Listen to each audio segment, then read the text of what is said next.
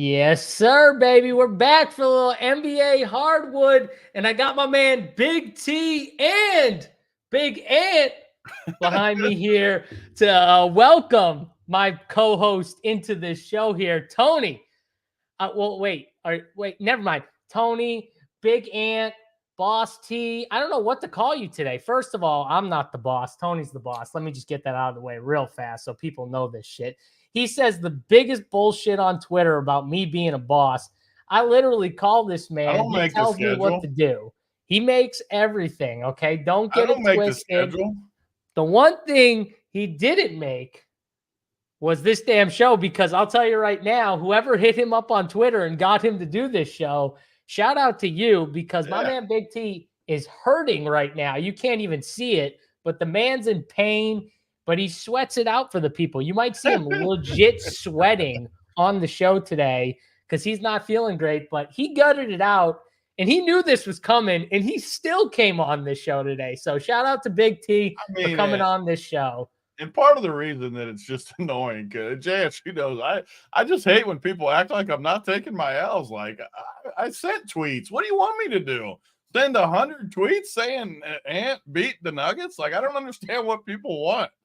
They went in there, and I didn't honestly even realize we haven't been on since then, because in the playoffs, it feels like an eternity, even though it's been, only 2 days. It feels like a long time. I mean, I don't know what people want me to say. They were up 20 in the second half. Minnesota locked them down on D and did what they did the first couple games and whooped them. And, I mean, if you win 3 times on someone else's court, you're the better team. It's that simple. And some of the egregious takes afterwards, I knew they would come. They would have gone both ways. Ant wouldn't have been ready for the spotlight, and Cat isn't a good number 2, and Jokic sucks. He's never beat a team over 50 wins. And all this stuff really annoys me, but none of that has to do with taking an L. Minnesota played better. Cat was awesome. I kept making fun of his little post-ups, but he scored every time out of the post. Rudy, I thought, still stunk, but the advanced metrics point to him being better than it looked. I mean, and Ant is Ant. Ant's awesome. Ant was incredible on both sides of the ball. He totally dominated Jamal.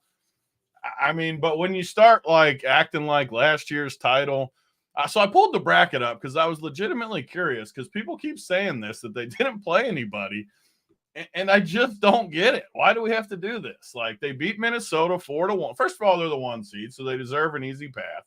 They played Minnesota 4-1, which was tougher than people thought. They played Phoenix, who KD and Booker went nuts, 1-4-2. I mean, Phoenix was a good team. Everyone picked Phoenix to beat them. Everyone liked Phoenix. Everyone liked them. And then they played. So the Lakers and Warriors were the 7 and 8 seed. So obviously they didn't have a good record, but they were the Warriors and the Lakers. And then they played the Lakers, who were really good, and they beat them. And then, Miami was a lucky break because Miami beat Boston, but who cares? Who are they supposed to beat? So going down, CP3 got hurt. That's why. So it was just all luck that the Nuggets got beat, and the Nuggets we're acting like they just got dismantled. It was a series that went to the wire. They were up 20 points in the third quarter.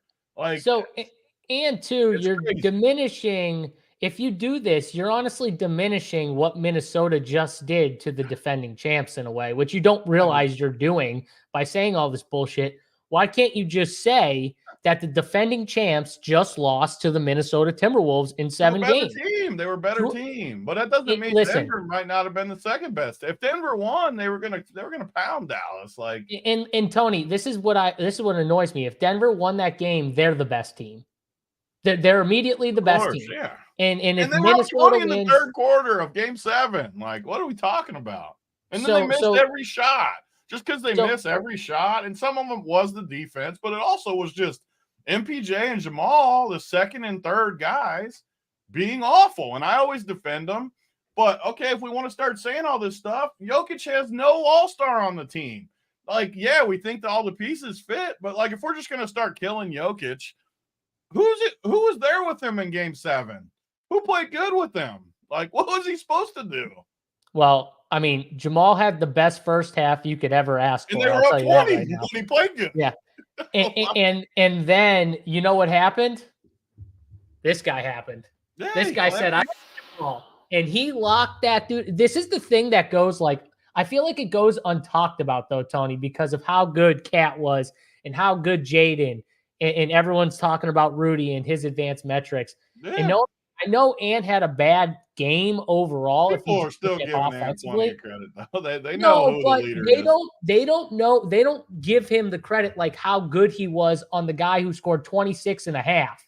And He's like the master, too, of which you talked about after game 1 and 2, where he's all the way up in Jamal. I would say even holding him a little bit. And when people hear me that, I'm not saying there should have been fouls called, because I was pissed in the first half when they called every foul. That was stupid. It was both ways, too. But when you're in there holding the guy and grinding on him like that, it all depends on how it's called. But that is you smart made defense. the call that Jamal's not a foul baiter.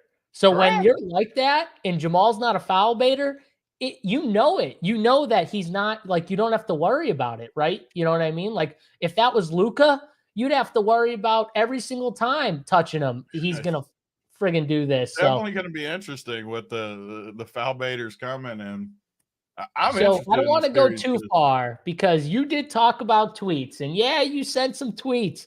I know you sent some tweets, and I just want to say, like, there was a familiar tweet that really got me going. I just want to share it with everyone here. Oh, can't wait to see it. Oh, here we go. At least get it where it's full screen. It does look pretty good, though, on the 2 screens. There we go. Get it going. There we go. I actually like that. This video is fire right there. Kevin Nash. Tony, Kevin Nash.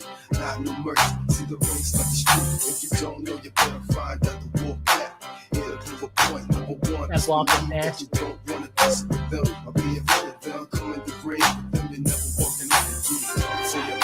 I will say, Ant has the sickest highlight, by the way. The best part of Ant is the soundbite.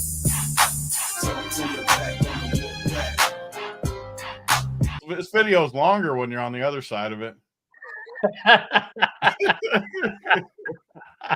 Yeah, it's a little long when you're on the other side of it. That's a long video when you're waiting for it to end. So me and AP did a show on the game was on Sunday, right? Yeah, on Sunday.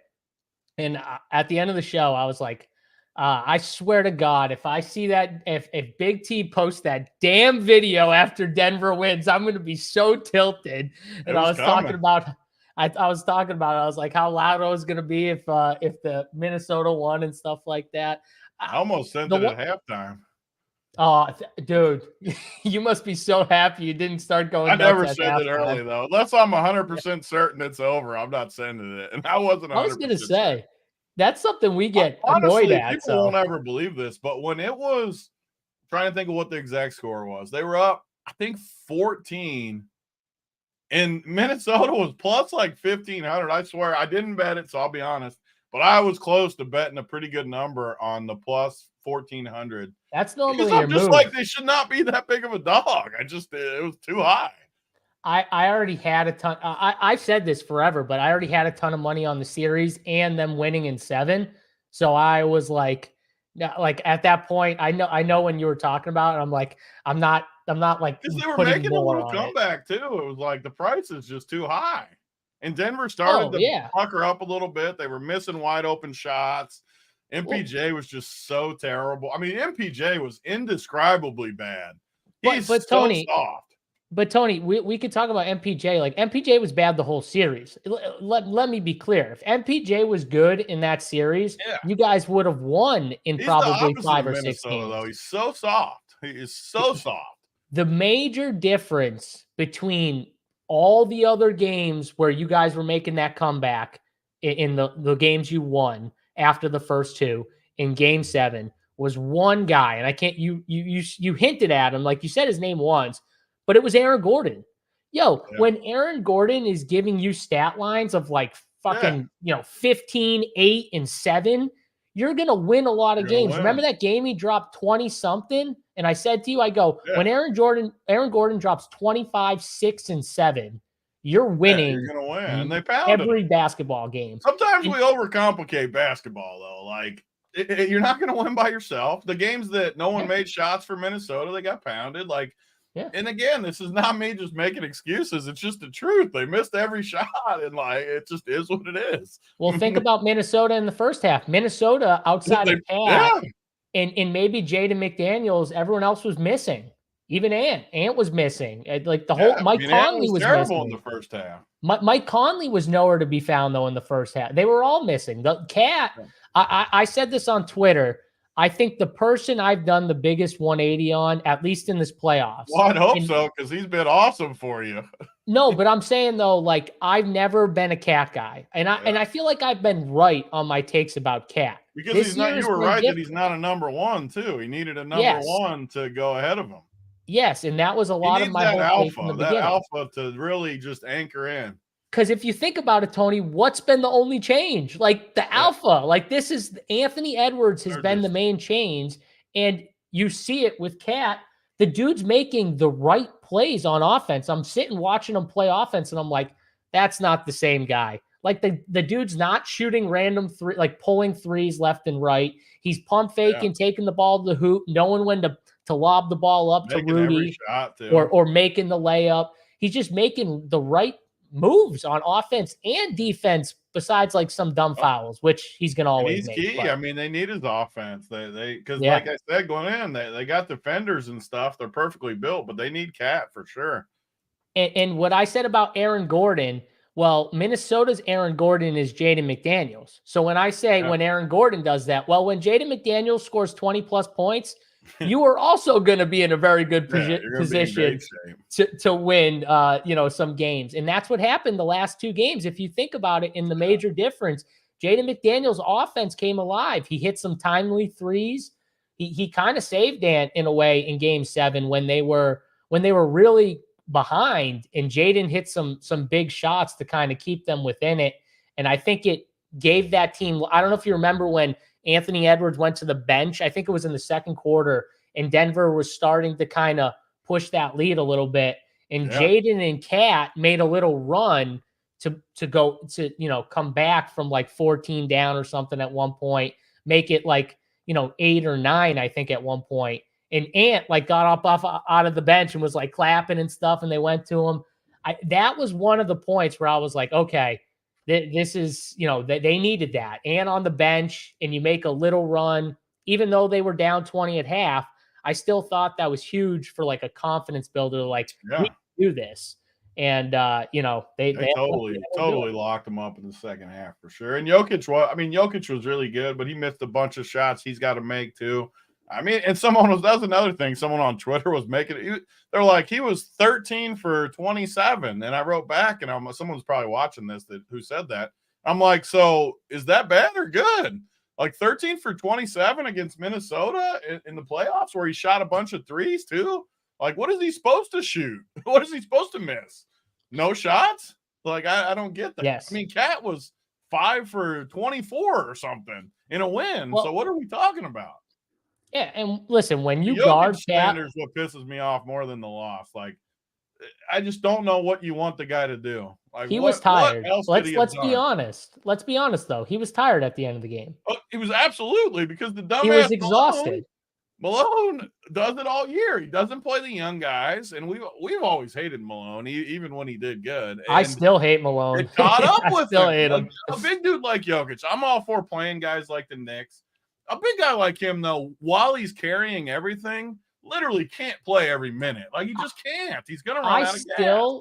Tony, I still can't remember the last time he looked that tired in a game. And I know he played the full, like, he literally played almost 47 of the 48 minutes. Like, he played the full first half. While being guarded by 3 7-footers the whole time. Yes, while being hounded. But I'm just saying, like, and double teamed most of the game too, may I add. Like, but I haven't seen him that tired, and I'm like, holy shit! Like, okay, he's a little human at least. That's when I knew it was over. Like, I knew it was over with about 4 minutes left. When Naz Reid blocked him when he was in the paint. He just looked gassed too. Yeah, like, obviously you can't take him out at that point. You're just done. Like, you need someone else to step up and make a few shots at that point. And then you saw it on the other end, because Cat caught that dunk off the missed shot, and then Naz caught the dunk, and I'm sitting there, I'm like, Jokic is normally getting Jokic rebounds. gets Like, every rebound yeah, always. So like that's yeah. how you do it.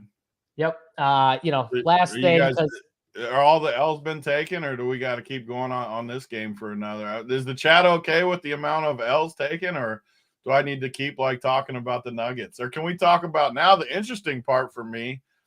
It is Minnesota was built to beat Denver, which Tim Connolly was awesome at. Now we got different matchups, which is awesome about the playoffs because, like you said, how is Luka going to foul bait? How is Kyrie going to foul bait? What are they going to do against a team that has no bigs really? Lively's like an active big, and same with Gafford. But how is it different now? And I'm kind of going to switch to the Minnesota side, I think. But I'm curious to see how it plays out because it's a totally different matchup. yeah, and before I get to that, I just have to say I had a special shout out. So Oh, God, I gotta something else. Oh, I gotta appreciate my special shout out. Here we go. What do we got now? Oh, here we go. Your favorite, the dogs, baby. We can't even hear it. Do you know what you're saying there, Tony? Yeah, because you posted the clip 40 times, but no one else can hear it. It says, "That's how you pick dogs, baby." I love what he said. You got that same smile right now as when you were in the video. Dude, K. Reed sent me this clip, and he's like, "Play it for Tony, or send it to Tony or something." And I held it. I was like, "I'm not even going to send this to him yet." I had to play it on the show real quick, even though you guys can't hear it. It's still great. Makes me laugh every single time I hear you say, "That's how you pick dogs, baby." That's how you pick dogs, baby. That back to your original question of this series, because I do think, first of all, I'm glad you're flipping to the right side here. I'm not 100% sure yet. It's going to hurt. I just think they're too good on D, but I'm still processing.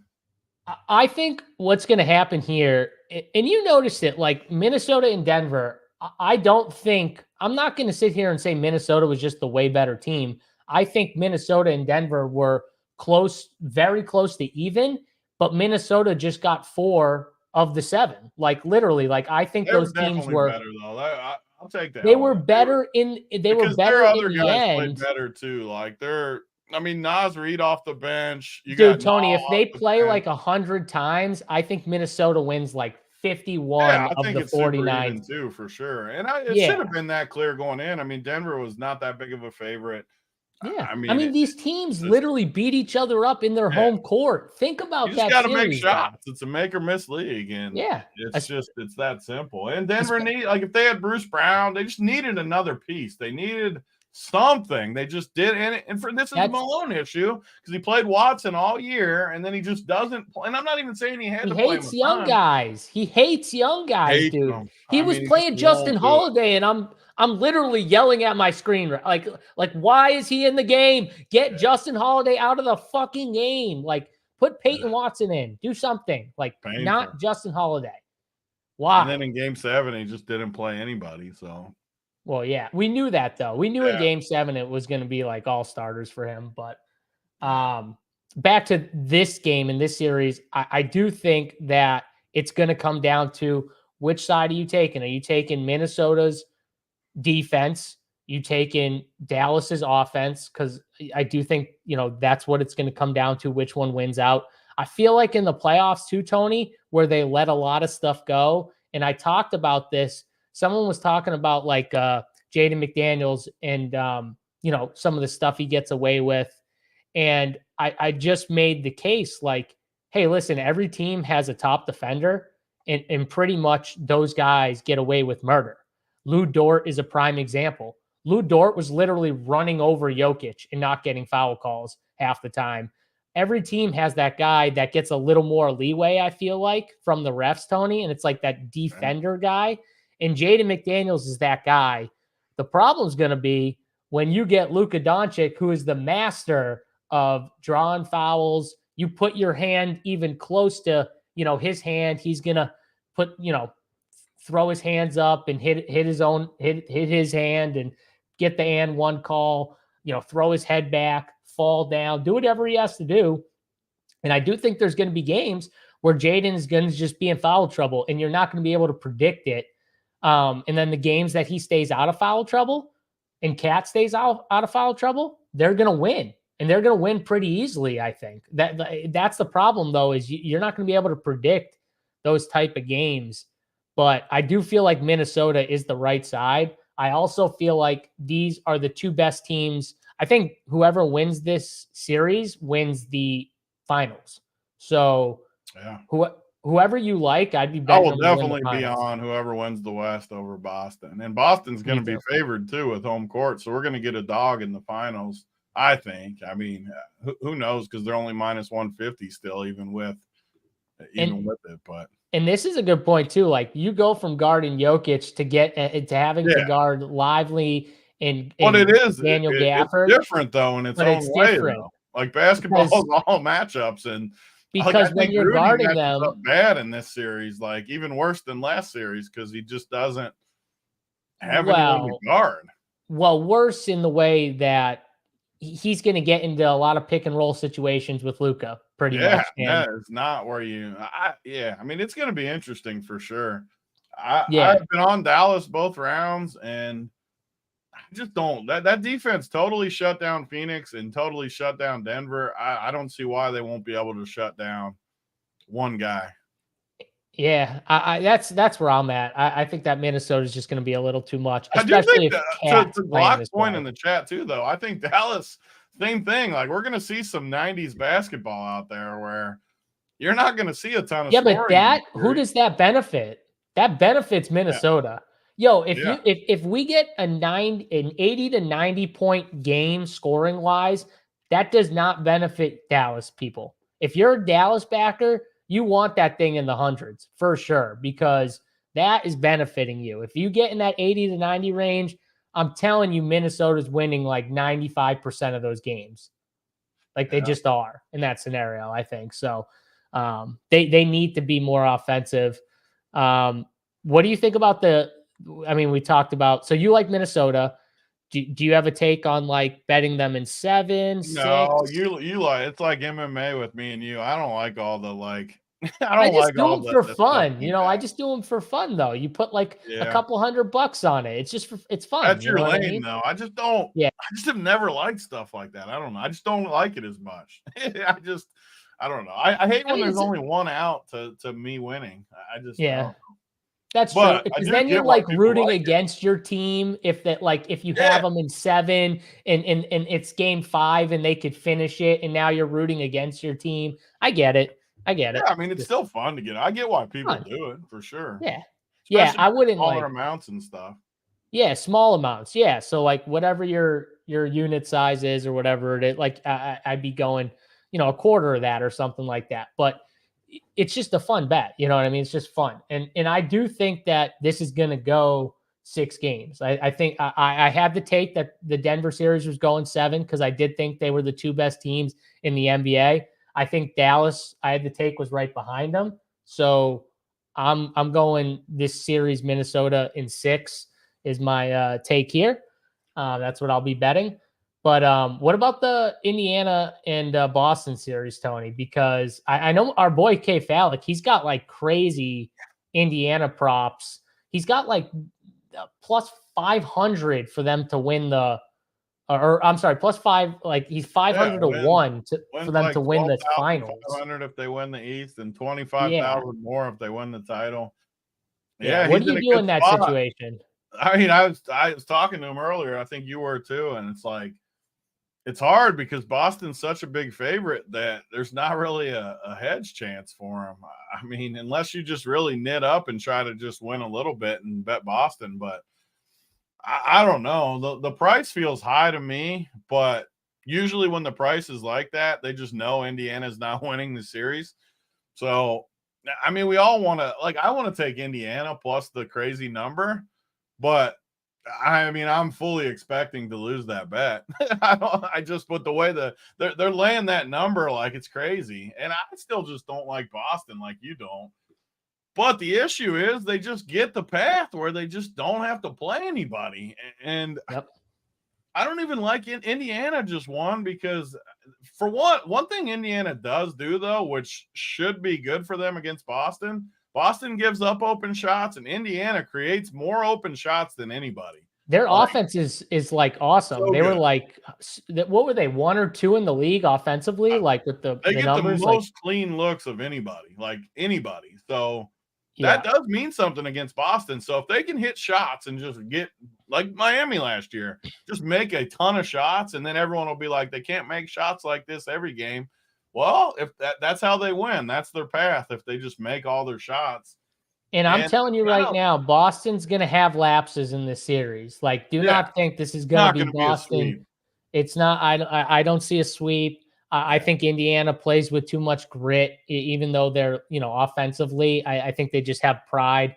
Like that Knicks game where they got smacked and then they came out the next game and whooped them. Like Boston's going to drop 2 games out. I think this series is 4-2, Tony. I think And this the is Knicks another would have won 4-2 that series. They just literally had everyone get hurt. If OG was there, they win that series. I know for a fact they win He that was out series. there playing on just Yeah. nothing in that last game. He hit those first 2 shots too, Tony, and then was I like, was "That's all I actually got."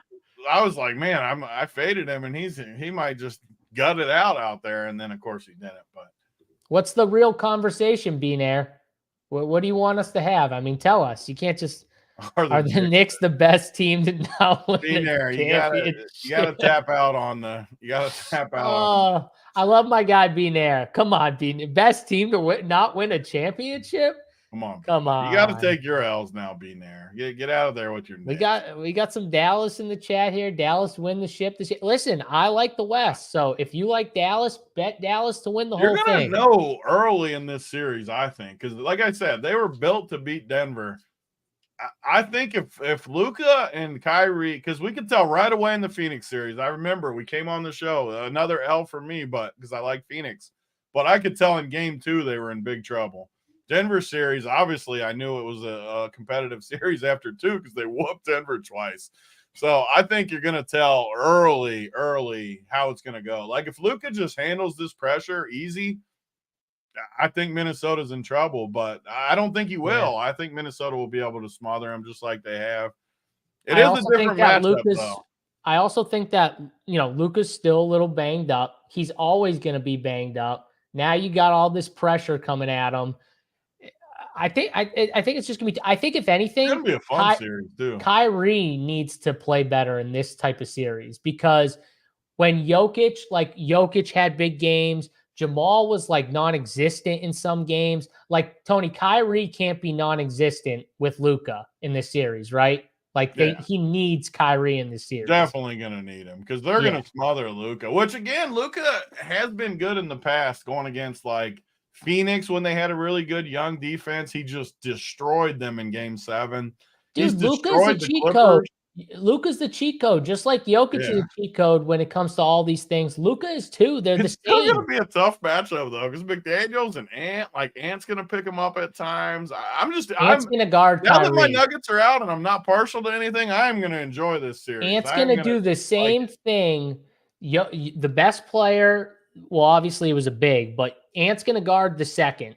Jaden's always taking the number 1 guy. Ant's always guarding the second guy unless like they need a little breather or something like that. And I Ant can even definitely said, see them flipping though, like with McDaniel. When it gets to crunch time, I can see McDaniels on Kyrie and Ant on Luka. I can see that. The only reason I don't see it is because of fouls. Like you don't want Ant Edwards getting in foul trouble. I agree. I could see them. I could see him say playing. He was going to guard Kyrie too. So like, but I could see that him playing in spurts, Tony, like the 4th quarter with like a few minutes left, and he's like, "Yo, I got Luka this, in the 4th or something like that." I could see him doing shit, or in the 1st quarter, taking a few possessions, giving Jaden a breather. Giving him in spots and stuff like that. But yeah, I think Kyrie's going to be the factor that. For Dallas, if Dallas wins, they need Kyrie to be massive in the series. And PJ got to be good again. PJ, they got to have good. Lively was amazing. The good thing for Cat, Tony, that you don't have to worry about is PJ likes to stand in the corner, which is really good for Cat. So like this is it's definitely a better spot for Cat. And Cat was good last series, but this is a good Cat spot. Yeah, but Cat wasn't consistent because he kept going in and out with foul. Like same thing in the Phoenix series. I mean, he was guarding Jokic, and he was asked to score, and he was guarding Gordon at times, and like much easier series here for for both of the guys, honestly. It's a much easier series for Ant, too, I think. They were doubling him hard in those last couple games. We got a question here. Kings and Us wants to know who's better, Shea or Ant. I mean, you know me. I got in Ant. My opinion, I think they're the next, like, as all these guys get older, they're the next wave. Them and Wemby, like, they're the next tier of studs, and they're right there. I mean, sure, Ant looks probably. I mean, SGA was awesome in that series too. They're two SGA studs. was amazing in that series. You can pick whoever you want. Amazing. Like, there's not that much. I like Ant more just the way he talks and his swag, but I mean, they're so similar. Like, they're going to be the next phase of studs. I think that's the difference, though, right there, Tony, a little bit. Just like the way they present themselves. Like you like it more because that's like style, but you know I love it more. Also, just an absolute handful for sure. Handful, handful. And you know what? Got a lot less help too. In my opinion, think SGA, his like when he goes into like his bag of trick, I think they're like more annoying to stop than Ant. Like Ant, he wants to either like shoot those middies off turnarounds and tough shots, or he wants to yam on you. Like SGA is just so crafty, he's annoying. He's I definitely don't like it. That's one of the reasons I would pick Ant is I don't like SGA's style personally. It's not your style. I also respect how good he is. Yeah. Yep. 100%. Yeah, we go Ant here, but listen, they're going to be battling for the next decade, so we're gonna see it plenty. If Dallas wins, dude, I'll come on the show and I'll say the same thing Tony said about Denver. I'll be wrong. Like, it's fine. I'm actually like relieved right now that I have no rooting interest in either game, either series, so I can just watch some hoops and enjoy it and analyze. Because no matter what I want with Denver, I'm always partial to Denver just because I like how they play and stuff too. But now Minnesota Dallas is like, I'm excited for that series. That is going to be a fun series for me. I mean, I thought the Denver-Minnesota series was as good as you can get. It frustrated me at times too with just how poorly Denver played, but I liked it. It was a great series. I get it. As a fan, it's got to. I'm sure as a poorly they play, which a lot of it was the defense, but like some of the shots they were like MPJ was the one. I mean, he's a max player. You can't be that bad. Not in the playoffs. I'll tell you that. You can't hide in the playoffs. That's another reason we love the playoffs. There's nowhere to hide. You can't hide. If you're weak, Aaron Gordon tried to hide in that game 7. I'll tell you that right now because I couldn't find him on the court. He was on the court all game, but I couldn't find him. Like literally, he was the one guy. I'm like, at least MPJ, I saw him. Like I saw him like trying to score or trying to get rebounds in the beginning. That was the annoying. He did rebound good. I'll give him credit for that. But man, he was bad on offense. All right. I mean, I think that this series, the one that we're talking about here with Boston, everyone wants to talk about the game tomorrow, I think, Tony, because they know that this series is kind of Boston pretty much. They know it. Tough. It's just these Boston ones are just tough for me. So I do think there is we're putting 2-game slate content up on Run Pure 2 over on our site for everyone watching free. I do think, even though I'm not going to personally play that much on it, I don't like that kind of stuff as much, and I'm just going to do Showdown. I think there's a pretty big edge in playing this series over the other, though, because of the same thing where you stack up this game with points and the other game with more stud power is going to be defensive. So I do think there's a decent amount of value in just jamming these guys in the 2-game slate.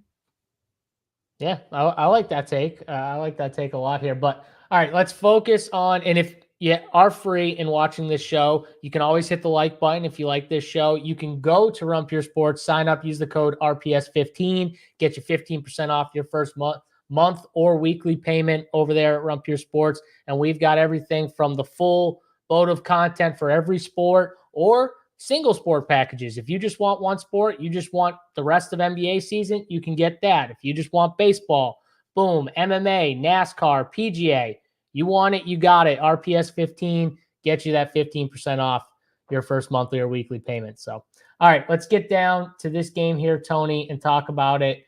And, obviously we both think Boston wins the series. I don't think it's going to be as easy as people think it's going to be. I know our guy JBC loves Boston. He thinks they easily win it all.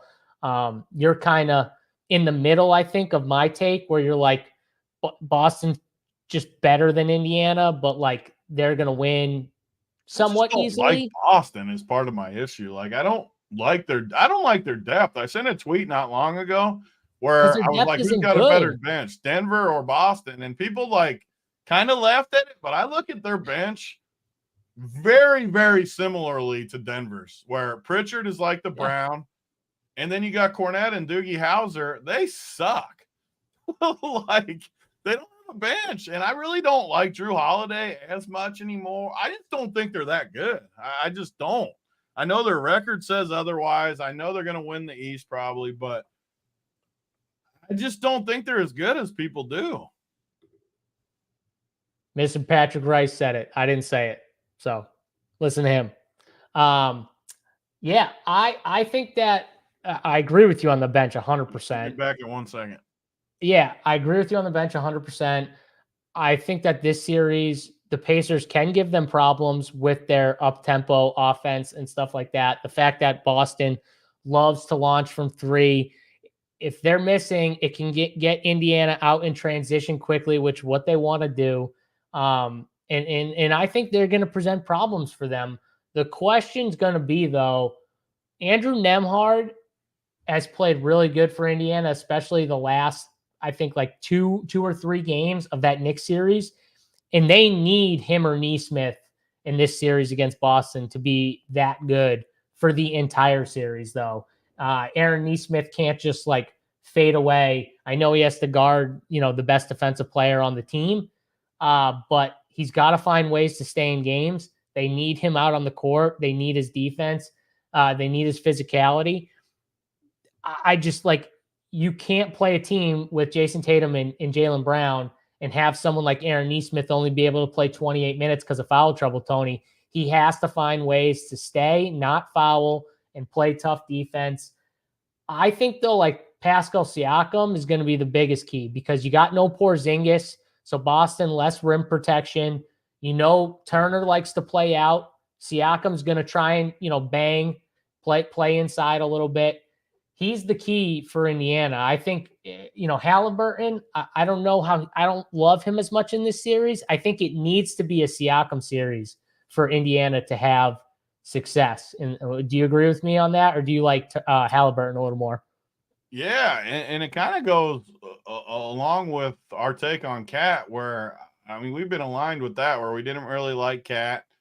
And we've never really liked Pascal, but Pascal was awesome in the last series. I'll give him credit when he actually plays good. He whooped the Knicks and they had injuries, but he still went out there and just whooped them. He was good, and I agree totally because this is a bad spot for Halliburton in this series. So Boston is really short up front. They're depending on Al Horford. That's how thin they are right now. They have no bigs. I think Miles Turner and Pascal being keys. And like you said, I heard the tail end of it, but Nesmith being a former Celtics guy, I think he fits the role really good. I think he'll do good. He's going to get in foul trouble one of the games or a couple of games for sure. That's just going to happen, though, just like Jaden McDaniels will too. It's going to happen, but he's also going to get up in them a little bit and play good defense, which we love. And I think they got good matchups. Miles Turner shot the ball incredible in the playoffs. Yeah. I don't know. I think they match up good, but I totally agree with what you're saying. Let's put some projections in and show how the Saber Sim works. So, I agree with you on Halliburton. I'm just not that high on him, but this is a pretty low projection too. So, well, you got to rank them with Jaylen Brown and Siakam, I think. Put him in that range, Tony. I'll go back to here.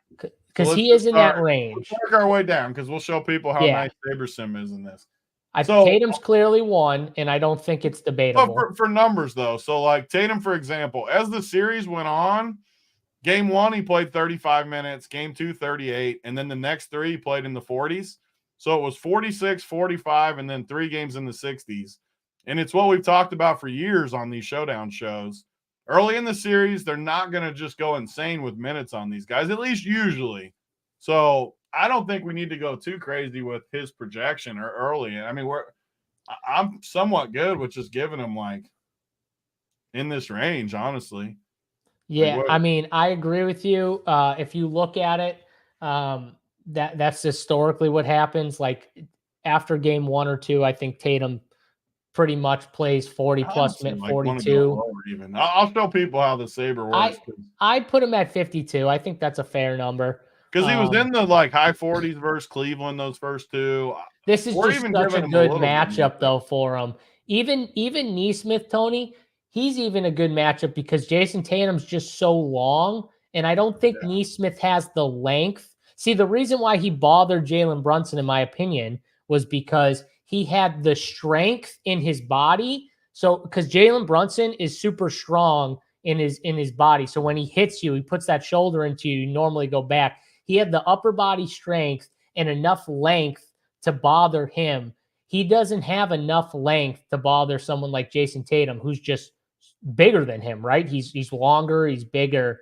So it's like, I think this is just a really tough matchup for him. But I could see Siakam guarding Tatum a little bit and them putting him on Brown. I could see them doing that too a little bit. So I don't know. That's how I see it. I think Tatum is in a really good spot to crush.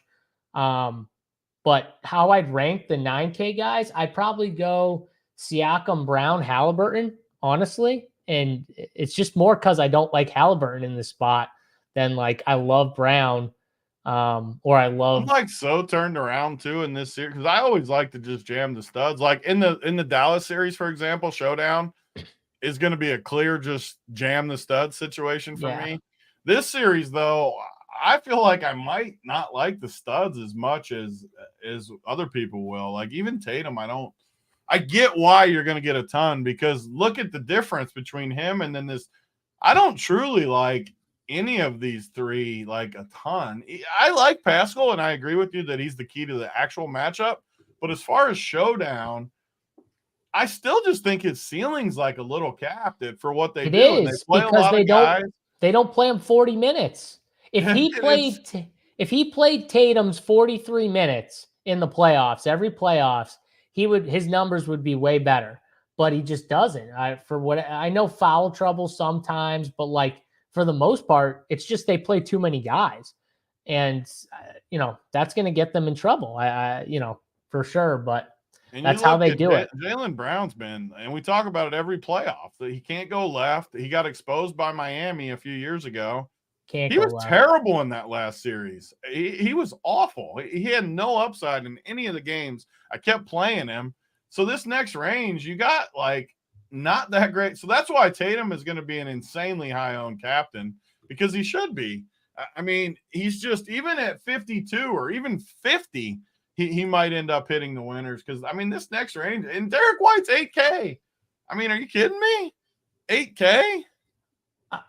Yeah, I mean, but this is such a good spot for either Derek White or Drew Holiday, and I know you're not going to like. No, I like Derek White, but man, like, yeah, it's expensive. It's expensive, and I want to go higher. So, like, all these guys, I'm like honestly under. I want like the different. What color is that? I'm colorblind. Red. You got red, yeah.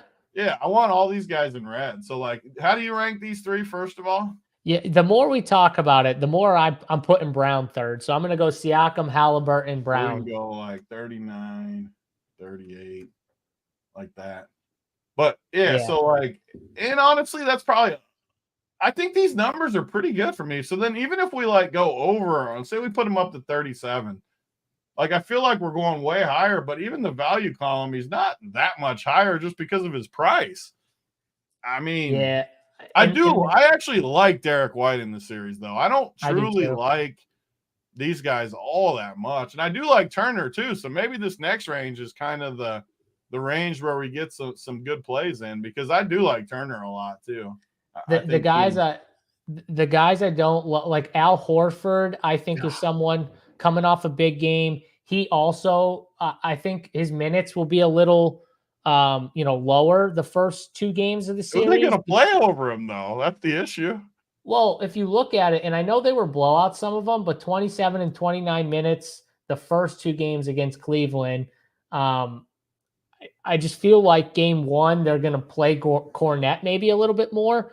Like, it's just a tough series for someone like Cornette because Indiana likes to play fast, and I Luke don't think I Cornette like to does play not go Cornette. If fast. Cornette's playing, I like Indiana. That's what I'm saying about Boston's bench. We literally might have a loophole that people aren't realizing. Like, Bro, Isaiah Jackson and Luke Cornette, that is huge advantage, Isaiah Jackson, or it should be anyways. and Like, these bench guys from Indiana are a huge advantage. Obi and McConnell has been awesome, and Isaiah Jackson's been decent, and Shepard's he's going to play him. He's been decent. So, I mean, it is a massive advantage from the Pacers bench, which yeah. I'm always on the opposite side, so I'm not going to contradict myself. In the playoffs, it doesn't mean that much, but you still need some bench. You can't be like the Nuggets and have no bench. And I think Boston's in trouble with that stuff.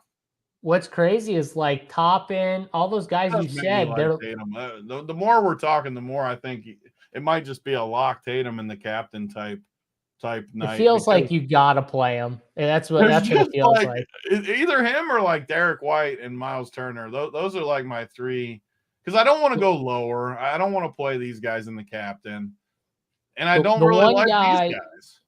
The one guy I do think has been less passive than he was early in the playoffs has been Drew Holiday.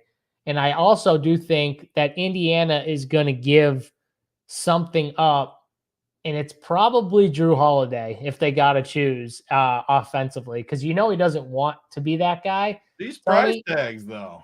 I know. This is showdown, though. Like, he's below Horford. I can't. I'm not playing Al Horford over Drew Holiday. I'm just not doing either one of these guys. I hate these two plays. Yeah, so fine, then take them out. But I can't. I'm not going to take them out, but I don't. I'm well, like on my main team. There's no chance I got these two guys in my. Okay, so I got a question: T.J. McConnell or Drew Holiday? I mean, I'm playing McConnell and saving 1,000. You're playing McConnell over Drew. Okay. Yeah. I think this is a really tough spot for TJ, but TJ's a hero. TJ's a legend. I love TJ. You don't got to tell me. That TJ is literally me. TJ is literally me. Like if I was an NBA player, I'd be TJ. Literally TJ McConnell. Too. Like I do not like McConnell as a captain. That was my point on these guys down here. I like Neesmith, I like McConnell, I like Nembhard, but I do not like them in the captain for sure. No, I agree with you. It might just be a Tatum jam. I like the Derek White call. Like I think Derek White might be my guy. I feel like he's gonna have a monster series. Yeah, so there you go. Then just like that's a take. We'll get the numbers in now and see what it gives us, just because out of curiosity here. So I think Pascal might be need to be higher on Drew. What was Drew's numbers for the whole? Let me see. Drew went. So he had 3 bad games and 2 really good games, and both good games were on the road. We've always said it about Drew. He needs to be pushed a little bit. He needs to really be needed, and on the road that they might have needed him in those. So he crushed on the 2 road games. Yeah, I do think too. This is also a spot where you start to get into like he's a veteran. Like he's a veteran. And I don't think Boston goes deep. Like Indiana's going deep. Boston's not going deep. I still wouldn't be shocked if they only played just like Denver, like literally like 7 guys. Who, Indiana or Boston? No, Boston. Indiana's going 10 deep. Indiana's definitely rolling their dudes. I was gonna say I'd like Indiana more if they were gonna go like 8 deep or I'm sorry, 8 only or 7 only. Like I would like that. I probably did lower because we're not going to get that much of these guys anyway. So I probably did lower them too much because they're going to have to play. So I will be smart instead of stubborn. Are you going to put Obi Toppin over Peyton Pritchard? I am definitely going to put Obi ahead of Pritchard. Yeah. Yeah. That's what I figured. I'll bump these guys just because their price is high. We'll put them there. That's fine. And I think they play a bunch. So now let's get to the key range though. McConnell, Nembhard, Neesmith, Pritchard, Obi. I consider that the same range. I gotta put TJ 1, just especially in a game 1. I think he's gonna play enough to crush in game. You don't like TJ though. He's gonna come for you. Oh no, I like TJ. I mean, especially if the game gets a little out of hand and you're lower on Halliburton. Like if you're lower on Halliburton, I think you should be higher on TJ, just to be honest. But yeah, I mean, are you putting him ahead of Nembhard? because I would in that scenario. Yeah, I think Nemhard is my number 2, though. I think this is my order right here. Yeah, I got think Opie that's ahead of Pritchard, though. I'm flipping these two, but yeah, flip those two. I'm like 24. I know you don't like Luke Cornett, but I would bump him a little just because it is a game one. I actually like this range, though, which is yet another reason for the Tatum captain, which is not a hot take. I know it's not a hot take. Everyone's going to have him. Yeah, but everyone's going to spread out.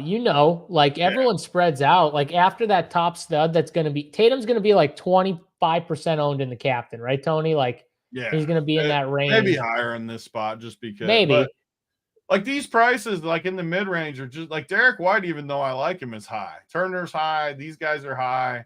McConnell's even a little high, but then all these guys are like pretty cheap. Even Cornett, Shepard. I mean, Shepard's 2,400, and Shepard's going to play. So like, there's just no issue with that. Dub KJ, he's going to come for you. Congrats, JSU. Thanks, Dub KJ. Appreciate you. This is where I'm at. I don't like. I mean, Dookie Howser. You can just. He's so bad, but he's 2,800. We can't take him out. Not in game one. I'm putting Isaiah Jackson over Ben Shepherd. You are? I am personally. So, the way this series is going to play, though, is he really going to? You always like Isaiah. Isaiah Jackson is definitely because he can rack up like blocks and fucking like he's just a good DFS player. Is secure though.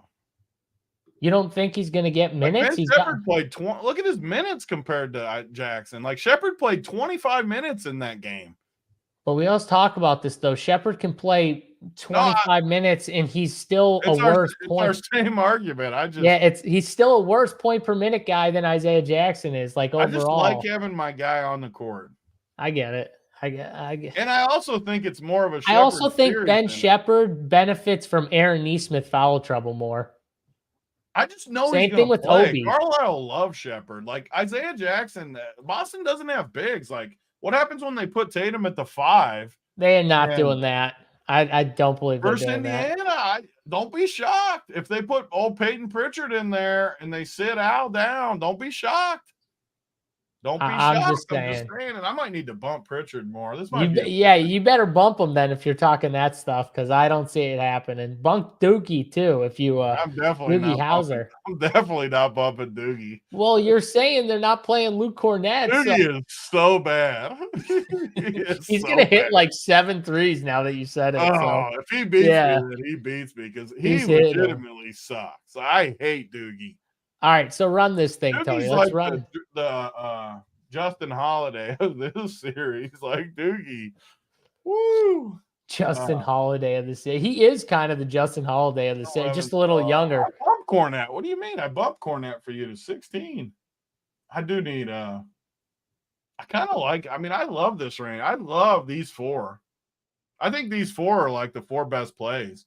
Nemhard, Nesmith, Obi, and Pritchard. I like these 4 a ton. God, I don't see Nesmith and Nemhard both getting there, to be honest with you. It's more of one of them does.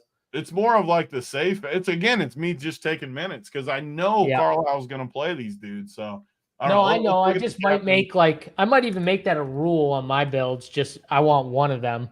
I just don't want both of them. So I don't want. Show me a game where both of them crushed. Doesn't happen. So do you want any captains from Indiana besides these 3 in the pool? I mean, Siakam's the only guy I would put in the captain from that team. He's probably all we'll get anyways, but yeah. I should bump more. Indy's definitely missing Benny Mathurin in this series for sure. I think they missed him in the last series. They just got lucky. The Knicks got hurt, honestly. Let's see what we got. Let's see what the old Sims set us up with here. SaberSim, baby. Best opto in the business. Also have that over at Rumpier Sports when you buy the packages. You can also get it with SaberSim if you want. So you can check that out. But Tony, you've been using the SaberSim a lot. With the showdown stuff, especially. I know you like running all the sims and stuff like that. What do you like? Talk about like what's going on right here. You're getting your 2,000 lineups made, and then you're going to set, the sims, the uniques. How many uniques do you use? Like, talk about that a little bit.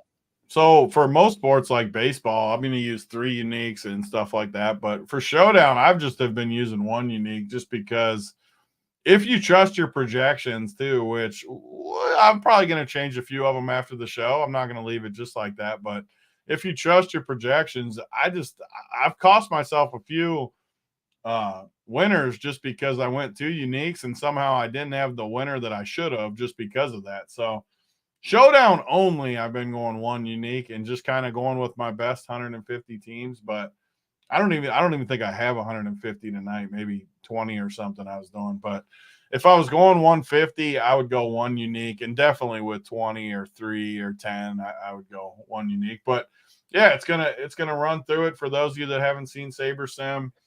It takes a little bit, but it runs through the sims, and then we can set kind of what we want. And for Showdown, when I trust my projections, I've just been sorting it by like projected score just because that's how I want it. More of like a natural optimizer with Showdown.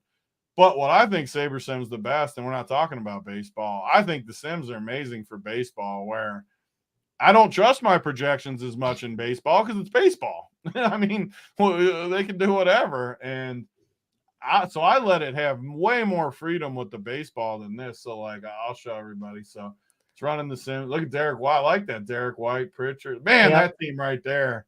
Even Halliburton, because again, you have to spend salary somewhere. Yeah. And that's with only a 40 projection. I mean, that I can play. That's why Saber Sim is important though, because we set our numbers. I didn't like Halliburton, but you do need to spend your salary somewhere. So if he gets 40, which isn't a crazy number for him, he hits it. But so now we ran the Sims. How I like to look at it is just see the RA, ROI. Tony, do you see Jalen Smith in the series at all? They just haven't played him, and they've gone so deep that I don't see it. But you never know in these playoff series. You never know what can happen. But I'm definitely not playing him. Maybe he fits better than Isaiah Jackson as the backup center. I don't think he does, but they just haven't dusted him at all. Yeah. So this is like the RA ROI bill, which is similar to our other one, except it's got Turner captain. This is built more on the field, like to show you kind of based on ownerships and stuff. I do like this team though, but let's look at a few of the other ones. Pascal, Derek White. I like all these. I like these builds with our number, but I don't see as much Tatum in those top builds, huh? That's interesting. He's in the utility on all of them. No, but not in the captain.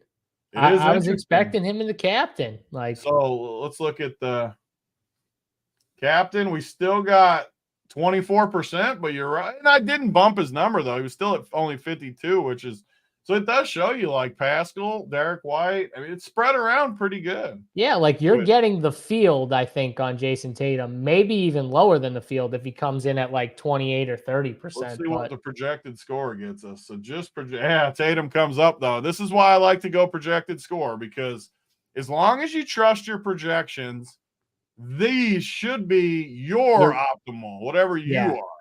But that's why in baseball, I never do projected score because I don't trust my projections. In basketball, though, I do trust my numbers. And again, I might change a few of these, so don't hold me to all these numbers by the time lock comes. But this is where we're at. Like these are my 3 favorite Boston guys: Tatum, Pritchard, White, Pascal, Obi, Turner. Like that's all the guys I like. I hate giving away the team like that, but this is a free show, whatever. This could easily be my main team tonight. I love that team. Tatum, Pritchard, White, Jalen. So if you like Boston more, here's more of a Boston build tonight. 4 Boston. Yeah. And you got the bench guy from Indiana. Go to your exposures, Tony. Go to those exposures real quick for those captains. So we got. You can see it's way less spread out with the cap. Yeah. And honestly, just my own personal, I'm more comfortable with it like this tonight. Yes. Sometimes I'm not, but I like these numbers more. I want more Tatum up top. Yeah, it makes sense to be more spread out when you have like multiple captains in play on the slates. That like this isn't one of those slates, I don't think. But you could solo ship with a random Derek White team or absolutely. Drew like any of those guys, like random teams like that, you couldn't ship. And the good thing about Tatum captain, it's going to get us off of Halliburton. Like, I can't imagine much Tatum captain has Halliburton because of that price. There's a Derek White Halliburton. Like, so that we don't like Halliburton. By playing Tatum captain, it kind of gets us off. But if you You're play naturally fading him, pretty much. You're naturally fading him in that scenario. Let's see what we actually got with our numbers because we're lower on Hallie. What do we got? We had 4% captain and look at 30. that. I'm very comfortable with 37% Halliburton. And that's kind of one of the things I've fixed over the years is just not, if I don't like a guy, I'm not just fading him. In the past, I would just fade Halliburton and it burned me. 37% Halliburton is a very reasonable number for me, even if I don't like him. Yep. And that's something that I think, again, if you're playing less lineups, you can fade a guy. It's not a big deal. If you're playing 100%. 2, 3 lineups, even 5 20, lineups, even fade guys. 20.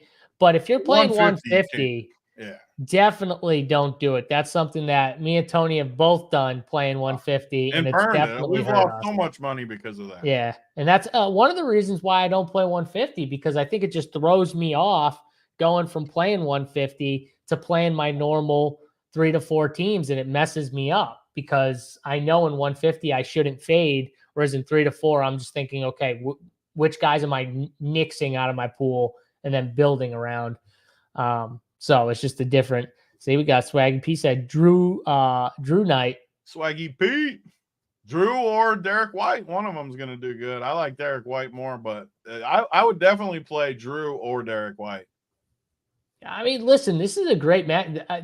Boston's going to score a lot. Like Indiana, I don't think is going to be able to stop Boston, but I also think that Indiana's offense can get clicking. This could be like really good. I agree with your point on like the 2-game slate too from earlier, Tony, where you said like this is a good game to attack. Like get in on it. I definitely think too that there's a world where I'm telling you that Boston just really plays these guys. I don't think I think they go a little deeper tonight, but I would not be shocked if they don't play Doogie much. They don't play Cornette more than like 12 minutes. And then you just don't have guys. So Indiana's for sure playing their guys. So if you're like in doubt, I would pick the Boston guy over the Indiana guy because their matchup is good and their minutes are way more secure than the Indiana guys. Yeah, I'm with you. I think that if you're playing bench guys, it's definitely Indiana over Boston because they're not as secure. I think the only Boston bench guy that's pretty secure is Pritchard from the standpoint, like I think he gets around 18 to 22 minutes, somewhere in that range. I think everyone else, though, like Dookie could play 3 minutes. He could play 12 or 15. Like you don't really know. He's the one guy that I just literally can't. How much did I get a Doogie? 4%. You couldn't have got that much. 4%. I'm good with that, Doogie. I'll keep my 4%. 4%. My 6 teams. All right, so Tony, who's your favorite captain tonight? Is it just going to be Tatum? Or are you going chalk Tatum? I mean, I think he's the best, but if not him, I would say Derek White. I can almost guarantee that I'm playing one of those two, and I'm going to play both of them. So honestly, either way. But I like to build better with Tatum, so it'll probably be Tatum. I think if you like a Boston heavy tonight, like you like Boston to win by 20 plus, then Tatum's the winning captain, honestly. I think that if this is a close game, I could see like a Derek White, one of those mid-tier captains, not Tatum, but like in that 8K range, Derek White, even Siakam, Drew Holiday being the winner, just because those starters from Indiana probably get there in that scenario. So maybe Tatum and Hallie are in the winner in the util, and you get the mid-tier guy in the captain. So one interesting build that I saw posted earlier in the Discord, which kind of goes with the Boston take that I was talking about. If you play all 5 Boston starters, and this is a build where, like you just talked about, Boston blows them. Boston plays great tonight, and they play their lineup. You can literally fit all 5 Boston guys in the lineup with still having enough to play Nesmith or OB type guy in the captain, or you could play. Let me see if it works with. So Tatum with say you think Boston totally kills them, you could play even Tatum in the captain and fit a 2K scrub in there. But basically, you can play 5 Boston guys without getting super crazy on the other end, which I don't think is the worst build if you like Boston tonight. I'd probably rather 2 Pacers and maybe fade Al or something, but you have a lot of secure minutes if you play the Boston 5 starters or 4 of the 5. Yeah, I think 4 of the 5 is probably like the best way to do it. But if you did play all 5, that's unique, I guess. Jose? What are we supposed to move on to? This is what we do in a show. We move on me to going to dinner. That's what's going to happen next. Tony's going to get hydrated. He's going to go get some vitamin water in him, and fix that. And then he's going to go to dinner. I don't know what you want. I'm going to go put my content up and then go watch hoops in a little bit. Once it's done, I'm going to be in the Discord talking NBA. So that's what we'll move on to. Honestly, Tim brings up a good point here too. That could be how you get off of the 5 to play 4. Play 1 of Drew and White and then play the other 4. So 4 starters, fade one of I don't think Drew and White can both crush. I really don't. They play one of them always plays passive to the other one. Well, yeah, it does feel like they take away from each other a little bit. It's kind of like, Jaylen Brown and Tatum, I guess, could both crush, but it doesn't happen as much. I don't. Big T, we need more Wendy's. Didn't I talk about this when you were at my house? By the way, how I said I always get it for the kids, and now on Twitter, everyone's been talking about it because somehow Wendy's sent it that they're starting to do it. We've been doing this for 6 months. It's when you got 3 kids. There's nothing better than paying $15 for 50 nuggets. Yeah, Big T says he's like, I do this all the time. He just gets like 50. He walks in the house, he's got like 50 nuggets, and the kids are just like all picking at him and stuff like that. I'm like, yeah, it makes sense. I'll eat a couple nuggets, and it works perfect. It's because if you only get like 1 10-piece, it's like $6. Or you can get 50 for $15. And like perfect. You said, when you got multiple, you normally have like multiple kids at the house too. It's not just your kids half the time. Big T's got half the neighborhood over his house half the time. Like you just get food for the kids and stuff like that. But we'll move on because Jose wants us to move on. So we'll move on from that. Okay, your favorite captain's Derek White. My favorite, Tatum is definitely the best captain. I think the unique captain though is Derek White. So I'm kind of with you on that stance. We'll both be in agreement there. From the Pacer side, Tony, if you had to pick your favorite captain, who would it be? Man, the Pacers side, I would definitely go Pascal. I think would be my pick, but I just don't love his upside. But you might not need upside tonight in Game 1. Yeah. Do you like Boston to cover? Think it's 10? Man, I would take Indiana if I had to pick, but I'm definitely not going to be heavy on it. Yeah, what I'm going to do is live bet, and if like Boston gets down, then I'm going to get on them. I hope Boston gets up. And you get like a really nice number or something like that. Because Indiana goes on runs, so like runs. Live bet with Indiana. And Boston goes on spurts too offensively, so they're gonna have those like super hot quarters. And then they'll have really bad ones where they go down.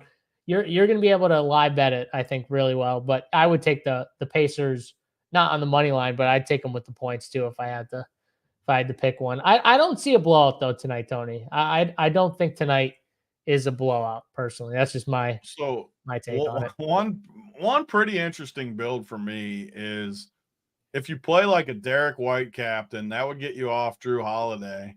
You could literally play the other 3, Tatum, Brown, Horford, and you still got 5,300. I can even give that for kind of my core on the show. Derek White captain, Tatum, Brown, Horford, 4 starters.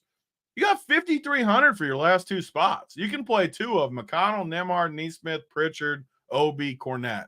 That, to me, is my favorite build tonight.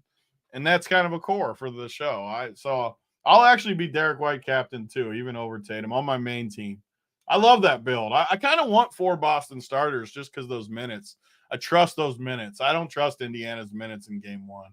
Like you said, I wouldn't be totally shocked if they wheel another dude out there. I wouldn't be shocked at that for Indiana.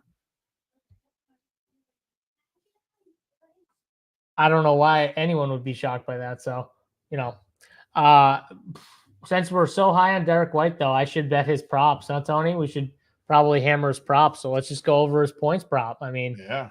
I think the way he gets there is threes, honestly. Like, that's how Derek White does his thing. He does a little bit, but sorry, my dog's going nuts over here. But yeah, Derek White over his three prop. It's 3.5 plus money, but which is a big number, but I'm gonna bet it. So take some of that. I think Reggie liked it too, because he just like friggin' shook his whole body. Anything else from you? Over 16.5, Matty Ice? Yeah, I'm gonna bet that 100%. No, Any bets from you?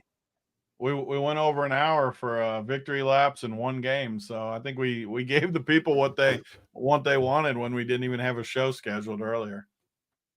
Yeah, and we won't do this. We're not going to be doing this every. We're not going to have shows for every single game on the Eastern and Western Conference Finals. But we will have them, every couple of days just to go through what we've seen. Especially when every they like two or switch three games. locations too. Like we probably won't Yeah. do game 2 for this series unless there's something Right. interesting, and maybe we'll do it tomorrow though, just for game 1 of that series. And Yep. we're just not going to be here for every single game for sure. But then we'll be back for the finals. We will do every single game. Less people ask on NBA Twitter. finals. I always like when people. It makes me feel wanted. Yeah, Tony's the boss, and this is how you know it. He says no show, I say okay, and then on Twitter, someone's like, "Hey, Tony, can we do a show?" And then Tony's like, "Oh yeah, you got to ask who my doesn't want boss." to feel wanted? I like to feel wanted. All you need is one person that chat literally in Discord. Just start spamming Big T if you want a show. That's how you know who runs the ship right now. So that's all you got to do is just spam Big T with those questions. But all right, let's let Big T get to dinner tonight with Amber, who's probably been waiting 20 minutes. Like my wife, every time we go on dinner, she always ends up waiting for me to wrap these shows up. I told her there's no way we'll still be on at 7, and it's 7:20. I'm sorry, Amber. I'm sorry. But yeah, guys, hope you enjoyed this free show. Hit the like button on your way out. RPS15 is the promo code for 15% off your first monthly or weekly payment. Come over, join the winning crew, get in the Discord, ask questions. I'll be in there up to lock. For Big T and myself, thanks to Big Ant behind me, and we'll see you guys later. We're out of here. Peace.